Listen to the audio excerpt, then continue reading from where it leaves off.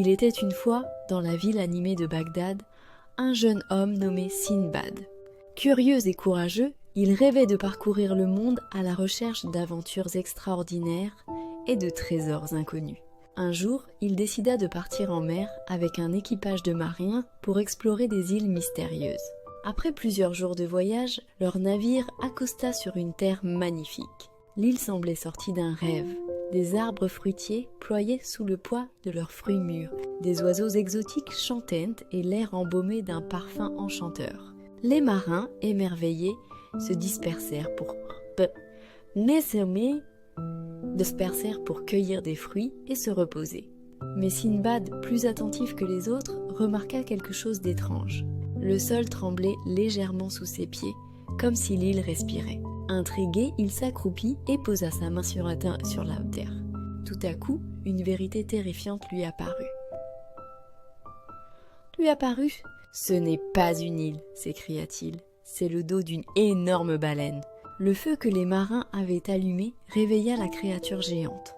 Dans un rugissement, la baleine plongea dans les profondeurs de l'océan, projetant Sindbad et ses compagnons dans les flots déchaînés. Tandis que les autres marins disparurent dans les vagues, Sindbad parvint à s'accrocher à un morceau de bois dérivant seul dans l'immensité de la mer. Après des heures de lutte contre les vagues, Sindbad fut poussé par le courant jusqu'au rivage d'une île inconnue. Épuisé mais vivant, il remercia le ciel pour sa chance. En explorant cette terre mystérieuse, il découvrit des créatures gigantesques appelées Rocs.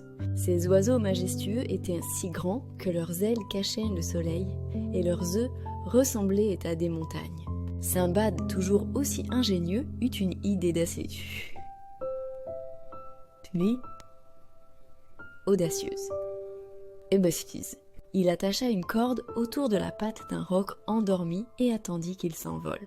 L'oiseau le transporta alors au-dessus des nuages et des montagnes avant de le déposer dans une vallée étrange. Cette vallée était remplie de pierres précieuses étincelantes. Des diamants, des rubis et des émeraudes scintillaient à perte de vue. Mais Sindbad ne tarda pas à remarquer le danger. D'énormes serpents rôdaient dans l'ombre, veillant jalousement sur les trésors. Pour échapper à ces créatures terrifiantes, Sindbad utilisa une ruse. Il ramassa autant de pierres précieuses qu'il put et les attacha à son sac. Puis il se cacha dans un recoin sombre jusqu'au lever du soleil. À l'aube, des aigles gigantesques descendirent dans la vallée pour chercher leur nourriture. Sindbad s'accrocha à l'un d'eux, qui le porta hors de ce lieu dangereux. Peu après, il fut découvert par des marchands qui parcouraient la région. Émerveillés par ses récits et les trésors qu'il avait ramenés, ils l'accueillirent et l'aidèrent à retourner à Bagdad. De retour chez lui, Sindbad devint un héros. Il partagea ses richesses avec les habitants de la ville et raconta ses aventures incroyables.